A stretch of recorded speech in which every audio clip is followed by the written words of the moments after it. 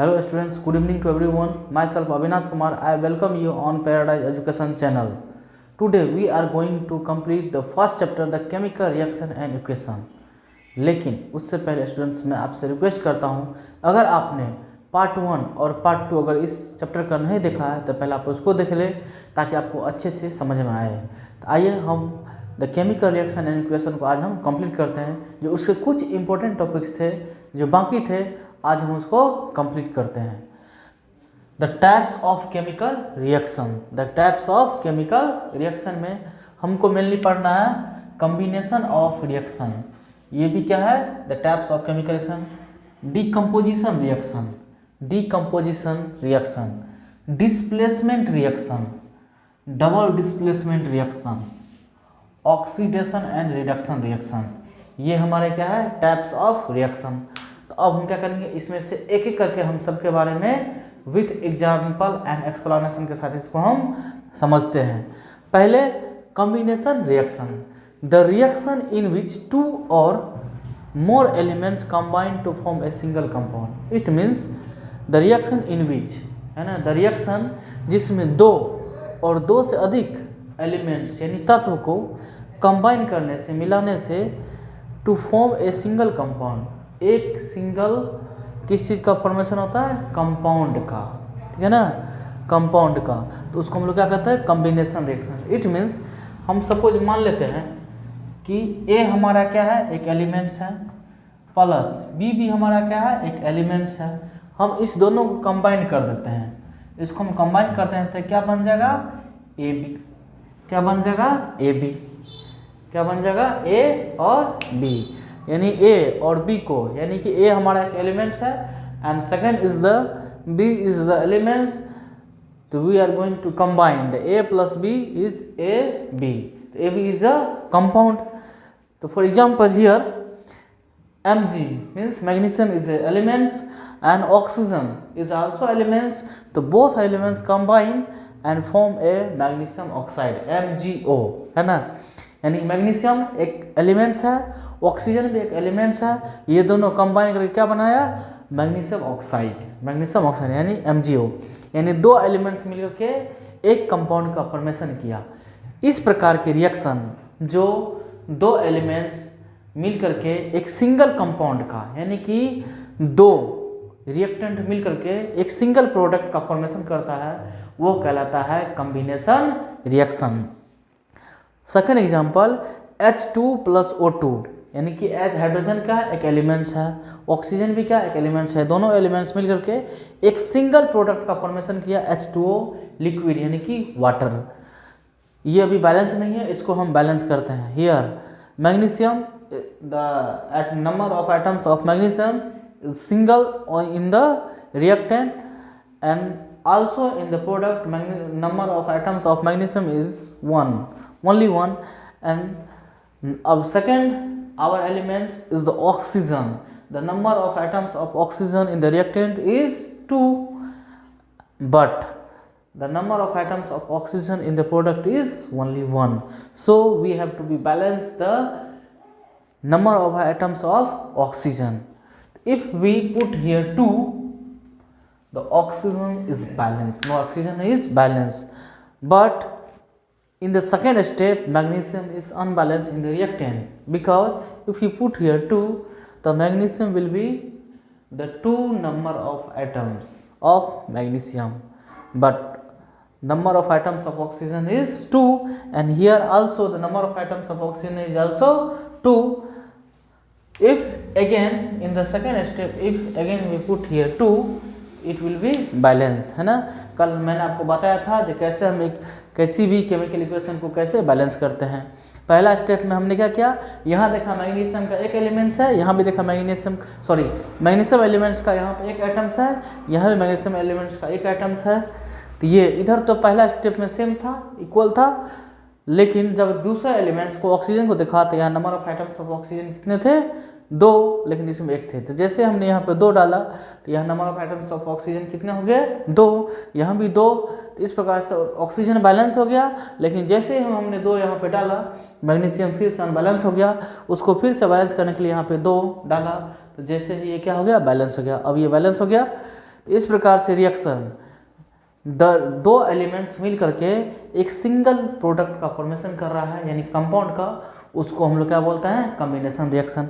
इसको भी हम बैलेंस कर देते हैं। यहाँ the number of atoms of hydrogen is here 2, the number of atoms of hydrogen is also 2. It means the number of atoms of hydrogen is balanced on both the sides in the reactant and also in the product, but the number of atoms of oxygen in the reactant is 2 and in the product is only 1. It means the oxygen is unbalanced, so we have to be balanced the number of atoms of oxygen on both the side. If we put here 2, the number of atoms of oxygen is balanced on both the side, but again in the second step the hydrogen is unbalanced, so again we have to balance the number of atoms of hydrogen. Again if you put here 2, the 2 into 2 is equal to 4, and again here 2 into 2 is equal to 4. It means the number of atoms of hydrogen on both the side is balanced now, and also the number of atoms of oxygen is also balanced. तो इस प्रकार से हमने देखा, जब किसी भी reaction में दो या दो से अधिक एलिमेंट्स मिलकर के एक सिंगल कंपाउंड का फॉर्मेशन करता है तो उसको कहते हैं हम लोग combination reaction. The reaction in which 2 and more than 2 elements combined to form a single compound, है ना। यानी कि जब दो या दो से अधिक एलिमेंट्स मिल करके तत्व मिल करके एक सिंगल कंपाउंड का फॉर्मेशन करता है उसको हम लोग कहते हैं कॉम्बिनेशन रिएक्शन। अब जो हमारा दूसरा केमिकल रिएक्शन है वो है डीकम्पोजिशन रिएक्शन। तो अब हम लोग ये जानते हैं डीकम्पोजिशन रिएक्शन किसको कहते हैं, कैसे पहचानेंगे, यह डीकम्पोजिशन रिएक्शन है। तो those reaction in which A compound split up into 2 और the more simple substance. It means the reaction in which A compound split up. Split means क्या, जब कोई भी एक कंपाउंड को हम लोग क्या करते हैं उसको स्प्लिट अप मीन्स होता है टूटना, यानी कि उसको ब्रेक करते हैं इनटू 2 और द मोर सिंपल सबस्टेंस, यानी कि दो सिंपल सबस्टेंस में ब्रेक हो जाता है। यानी कि एक कंपाउंड को हम तोड़ करके दो या दो से अधिक एलिमेंट्स में उसको हम लोग डिवाइड कर देते हैं तो वो कहलाता है decomposition reaction. For example calcium carbonate COCO3 is a compound. इसको हमने क्या किया, हीट किया। जैसे इसको हीट करते हैं ये कैल्शियम ऑक्साइड CaO, ये भी क्या है, एक सबस्टेंस है कैल्शियम ऑक्साइड। फिर कार्बन डाइऑक्साइड CO2 क्या है, एक गैस है। CO2 क्या है, एक गैस है, कार्बन डाइऑक्साइड। यानी कि जैसे ही कैल्शियम कार्बोनेट को क्या किया, हीट किया, यह एक सिंगल कंपाउंड था, जैसे इसको हीट किया यह दो अलग अलग सबस्टेंस में क्या हो गया, स्प्लिट अप हो गया, यानी कि टूट गया। एक बन गया कैल्शियम ऑक्साइड, दूसरा बन गया कार्बन डाइऑक्साइड CO2। अब इसको हम चेक कर लेते हैं अब यह बैलेंस है या नहीं। Here the number of atoms of calcium is 1 in the reactant, in the product is also 1, and number of atoms of carbon is 1 in the reactant and the number of atoms of carbon in the product is also 1. So the number of atoms of calcium and the carbon is balanced. Now we are going to check the atoms of oxygen.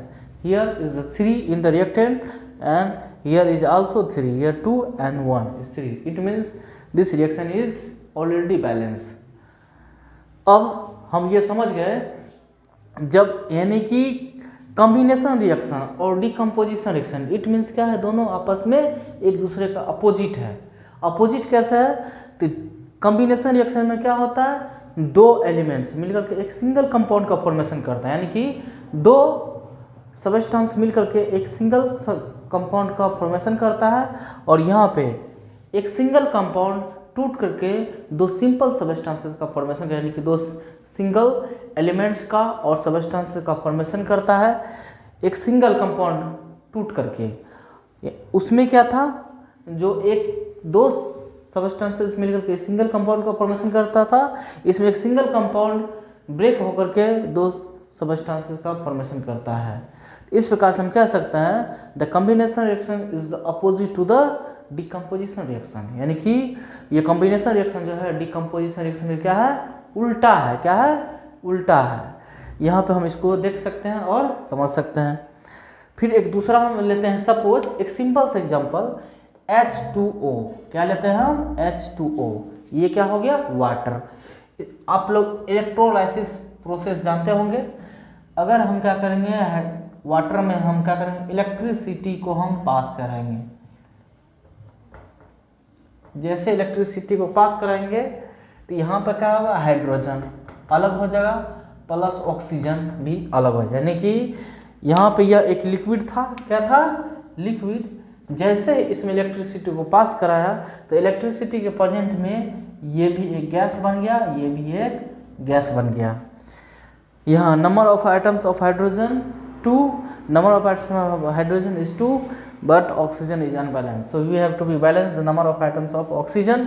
If you put here H2O2 2, it means the number of atoms of oxygen is no balance, but the number of atoms of hydrogen is unbalanced, so we have to balance the number of atoms of hydrogen. If you put here again the 2, the number of atoms of hydrogen is no balance. It means if we split a single compound into two simple substances or the two simple elements, the reaction is called the decomposition reaction. यानी कि ऐसा reaction जब कोई single compound को हम decompose करके एक double और दो या दो से अधिक एलिमेंट्स या सबस्टेंस, सिंपल सबस्टेंस का फॉर्मेशन करता है तो वो क्या कहलाता है? Decomposition reaction. तो इस प्रकार से आप डिकम्पोजिशन रिएक्शन समझ गए। अब हमारा है तीसरा डिस्प्लेसमेंट रिएक्शन। तो अब हम डिस्प्लेसमेंट रिएक्शन को देखते हैं। अब हम लोग डिस्प्लेसमेंट रिएक्शन को समझते हैं। The reaction in which one elements takes the place of another elements in a compound are known as the displacement reaction. It means the reaction, एक ऐसी reaction in which one elements यानी कि एक तत्व takes the place of another elements, एक elements दूसरे elements का क्या करता है? उसका स्थान ले लेता है। यानी कि एक एलिमेंट्स को जो था, एक एलिमेंट्स उसको हटा करके दूसरा एलिमेंट्स वहाँ पे पहुँच जाता है। यानी कि एक एलिमेंट्स दूसरे एलिमेंट्स का क्या करता है? स्थान ले लेता है इन ए कंपाउंड। किसी भी कंपाउंड में जब एक एलिमेंट्स दूसरे एलिमेंट्स का जब स्थान ले लेता है तो हम लोग कहते हैं उस रिएक्शन को डिस्प्लेसमेंट रिएक्शन। यानी कि डिस्प्लेसमेंट क्या है? डिस्प्लेस कर देना, किसी को हटा देना। इस एग्जांपल के द्वारा हम समझते हैं CuSO4 यानी कि कॉपर सल्फेट है ना, जो एक्वस सॉल्यूशन में जिंक क्या है? एक सॉलिड है। जिंक क्या है? एक सॉलिड है जो कॉपर सल्फेट प्लस जिंक, लेकिन इसमें क्या है? कॉपर सल्फेट प्लस जिंक में यहाँ क्या है? एक कंपाउंड है copper sulphate CuSO4, but zinc जो होता है वो क्या होता है? कॉपर से ज़्यादा रिएक्टिव होता है। और इसमें एक कंडीशन और ये भी लागू होता है, डिस्प्लेस जो करता है the highly reactive elements displaces the less reactive elements. यानी कि इसमें क्या होता है? The highly reactive elements less reactive elements को डिस्प्लेस कर देता है इन ए कंपाउंड में अगर कोई लेस रिएक्टिव अगर एलिमेंट्स है तो उसको हाई रिएक्टिव एलिमेंट्स क्या करता है? उसको डिस्प्लेस कर देता है। यानी कि इस कंपाउंड में कॉपर जो है क्या है? लेस रिएक्टिव एलिमेंट्स है और जिंक जो है हाईली रिएक्टिव एलिमेंट्स है। इसलिए प्रोडक्ट में क्या हुआ? कॉपर को हटा करके डिस्प्लेस करके जिंक क्या किया? कॉपर का स्थान ले लिया। यानी कि कॉपर एलिमेंट्स को जिंक क्या किया? डिस्प्लेस कर दिया। क्यों? क्योंकि कॉपर जो है लेस रिएक्टिव एलिमेंट्स है और जिंक जो है हाईली रिएक्टिव एलिमेंट्स है। वो क्या किया? कंपाउंड में कॉपर सल्फेट में से कॉपर को हटा करके डिस्प्लेस करके जिंक उसका स्थान ले लिया। यानी कि in a displacement reaction the highly reactive elements displace the less reactive elements in a compound. यानी कि किसी भी कंपाउंड में किसी भी रिएक्शन में अगर highly reactive elements less reactive elements क्या कर दे? डिस्प्लेस कर दे और उसका स्थान ले ले तो वो कहलाता है डिस्प्लेसमेंट रिएक्शन। यहाँ पे क्या हो गया? डिस्प्लेस हो गया। किसका? तो कॉपर का। उसका स्पेस कौन ले लिया? उसका प्लेस ले लिया जिंक। यानी जिंक क्या किया? कॉपर को डिस्प्लेस कर दिया। यानी कि इस तरह का रिएक्शन जिसमें highly reactive elements less reactive elements को डिस्प्लेस करके उस कंपाउंड में अपना स्थान ले ले तो वो कहलाता है डिस्प्लेसमेंट रिएक्शन। क्या कहलाता है? Displacement reaction. अगर आपको रिएक्टिविटी सीरीज अगर आपको नहीं याद है तो हम आपको पहले डबल डिस्प्लेसमेंट रिएक्शन से पहले हम आपको रिएक्टिविटी सीरीज हम आपको पहले बताना चाहते हैं, ताकि आपको किसी भी डिस्प्लेसमेंट रिएक्शन चाहे डबल डिस्प्लेसमेंट जो हम आपको आगे बताएंगे आपको समझने में दिक्कत नहीं हो, जो कैसे एक एलिमेंट्स दूसरे एलिमेंट्स को डिस्प्लेस करता है। तो इसके लिए पहले आपको क्या पता होना चाहिए? Reactivity series. हम कैसे जानते हैं कि जिंक जो है कॉपर से ज़्यादा रिएक्टिव एलिमेंट्स है, ज़्यादा रिएक्टिव एलिमेंट्स है, और कॉपर जो है लेस रिएक्टिव एलिमेंट्स है, और जिंक जो है हाईली रिएक्टिव एलिमेंट्स है। तो हम आपको भी सिखाना चाहते हैं। आइए पहले हम आपको वो सिखाते हैं, बताते हैं रिएक्टिविटी सीरीज और उसको कैसे याद रखेंगे।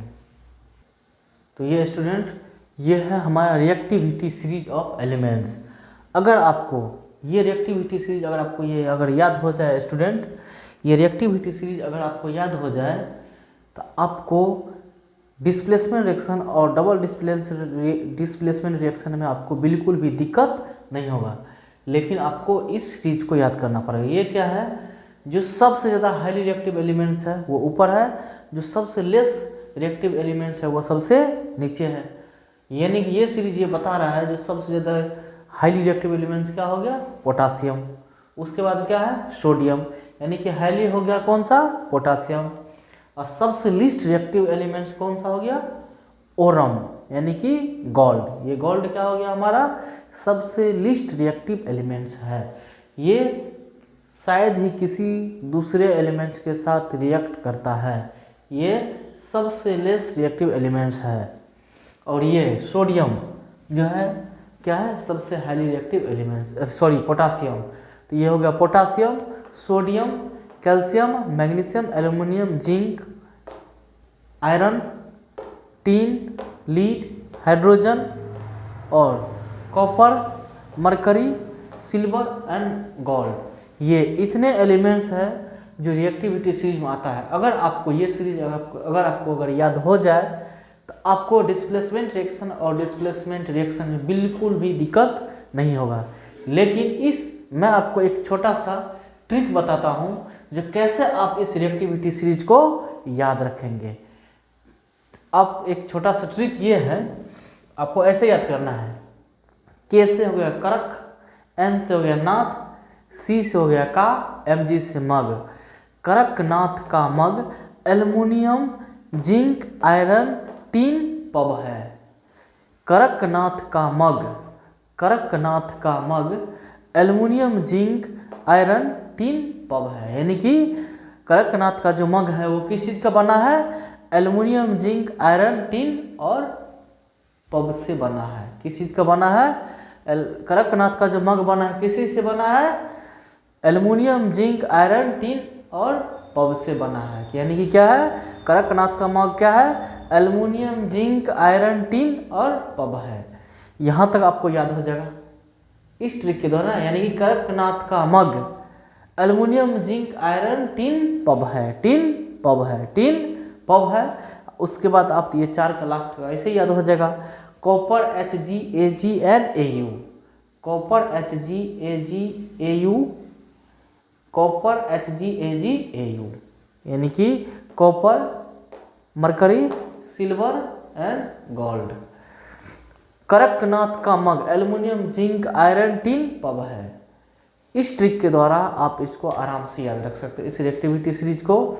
ये लाइनिंग शो कर रहा है, ये यहाँ से शुरू हुआ, ये हो गया मोस्ट रिएक्टिव एलिमेंट्स। जैसे जैसे हम नीचे जाएंगे इस सीरीज में, इसकी रिएक्टिविटी सीरीज क्या होगी? घटती जाएगी। यानी कि सबसे हाईली रिएक्टिव हो गया क्या? पोटासियम। उसके बाद क्या हो गया? सोडियम। अगर हम सोडियम और पोटेशियम की तुलना करेंगे तो हम कहेंगे sodium is the less reactive elements as compare to the potassium.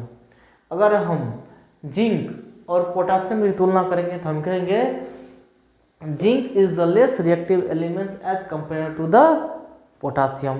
फिर अगेन अगर हम फेरस और प्लीड का कंपेरिजन करेंगे तो हम कहेंगे ferrous is the highly reactive elements as compare to the lead. ये हाइड्रोजन से नीचे जैसे ही हम जाएंगे ये रिएक्टिविटी सीरीज की और भी घटती जाएगी। ये सब ऐसा एलिमेंट्स है जो शायद ही बहुत ही कम रिएक्ट करता है किसी भी दूसरे एलिमेंट के साथ, इसलिए तो ये सब इतना महंगा है। ठीक है, तो ये सब क्या है, हाईली रिएक्टिव एलिमेंट्स है, और ये नीचे का क्या है, लेस रिएक्टिव एलिमेंट्स है। इस प्रकार से आप ये डिक्रीजिंग केमिकल रिएक्टिविटी सीरीज है, आप इसको याद रख करके आपको आगे की चैप्टर जो है उसमें बहुत ज़्यादा काम आने वाला है, जो कि हम मेटल पढ़ेंगे और एसिड एंड बेस, उस चैप्टर में भी ये रिएक्टिविटी सीरीज आपको बहुत ज़्यादा काम आने वाला है।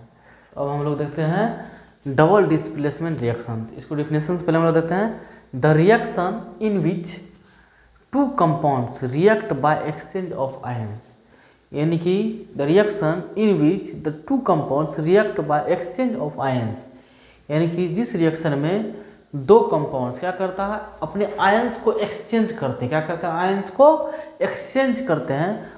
To form the two new compounds are called double displacement, मतलब जब दो कंपाउंड्स अपने आयंस को एक्सचेंज करके दो नए कंपाउंड्स का फॉर्मेशन करता है, वो क्या कहलाता है, डबल डिस्प्लेसमेंट। मतलब इसमें डिस्प्लेसमेंट तो होता है, एक था डिस्प्लेसमेंट रिएक्शन, उसमें क्या होता था, सिंगल एलिमेंट्स का डिस्प्लेसमेंट होता था। मतलब एक हाईली रिएक्टिव एलिमेंट्स दूसरे हाईली लेस रिएक्टिव एलिमेंट्स को डिस्प्लेस करता था, लेकिन सिंगल।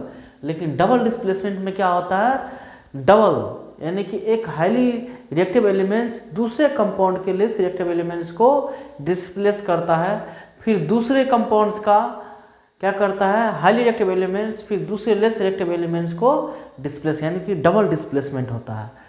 तो इस तरह के जो रिएक्शन होता है उसको हम लोग क्या बोलते हैं, डबल डिस्प्लेसमेंट रिएक्शन।